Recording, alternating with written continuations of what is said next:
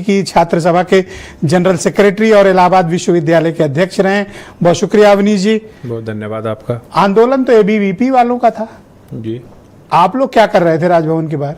जी हम लोग तो हम लोग तो तमाम ऐसे जो रामस्वरूप कॉलेज के जो लड़के थे जी, जिनकी डिग्रियां जिनके साथ भविष्य के साथ वहाँ के लोगों ने खिलवाड़ किया और पुलिस ने लाठीचार्ज कर दी, तो समाजवादी छात्र सभा सदैव से छात्रों की हक की लड़ाई लड़ती आई है।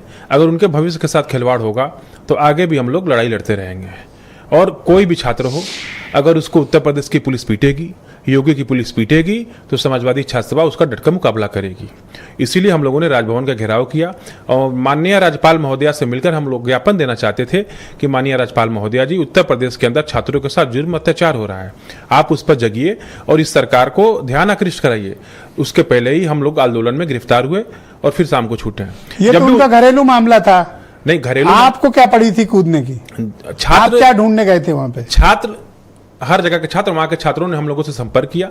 जो वहां के पढ़ने वाले विधि के छात्र हैं, उन लोगों ने हमसे संपर्क किया कि भैया आप सब आइए, आंदोलन में धार दीजिए। चूंकि एक सत्ता पक्ष के कुछ लोग गए थे, जो छात्र संगठन है, वो लोग गए थे, तो उत्तर प्रदेश की पुलिस ने उन लोगों को बहुत बेरहमी से मारा पीटा और बल्कि उनकी कोई बात नहीं मानी। तो उनको आपको एबीवीपी वालों की इतनी चिंता कब से होने लगी? हमको एबीवीपी की चिंता, वो भी तो हमारे एबीवीपी की चिंता हमको नहीं है, लेकिन किसी छात्र को अगर उत्तर प्रदेश की पुलिस पीटेगी तो समाजवादी छात्र सभा उसका डटकर मुकाबला करेगी।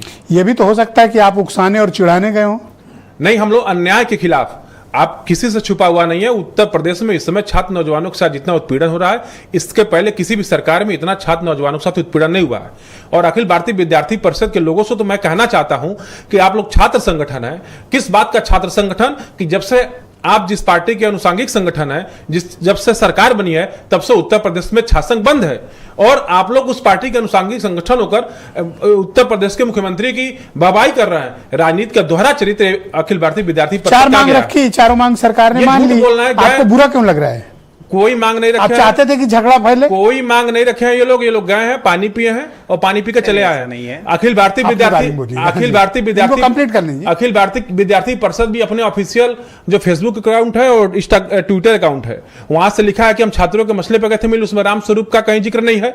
और योगी आदित्यनाथ जी का जो ऑफिशियल अकेले रामस्वरूप के मुद्दे पर ये गए थे और देखिए इनका अचीवमेंट देखिए, एबीवीपी का पूरे प्रदेश के खिलाफ जांच ले आए। नहीं, जांच चाहिए।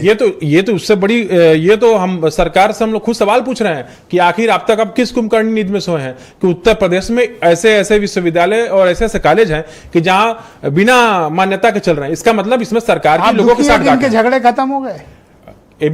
आप दुखी हैं क्या? नहीं, हम दुखी नहीं हैं। किनका सेटलमेंट हो गया? नहीं, इनका आपको कष्ट हो गया। ये तो एबीवीपी के लोग तो पहले से मुख्यमंत्री की शरणागत हैं, दंडवत हैं, प्रोफेसर बनने के चक्कर में, नौकरी बनने के चक्कर में, अपने ईमान का आप क्या करने गए थे राजभवन? झगड़ा हम तो गए थे। जो अगर इनको लगता है, आपको लगता है ये दंडवत थे, तो इनकी लड़ाई लड़ने क्या कहे थे? हम छात्रों की लड़ाई लड़ने गए थे, चूंकि उसमें 2-4 एबीवीपी के छात्र थे, बाकी तो समान परिवार से छात्र थे, जो गोरखपुर, देवरिया, मऊ, बलिया, आजमगढ़, महाराजगंज, गोड्डा, बस्ती के थे। बस एक ही दिन आपने चिंता की? नहीं, हमने राजभवन का घेराव किया और हम लोगों ने मांग रखी।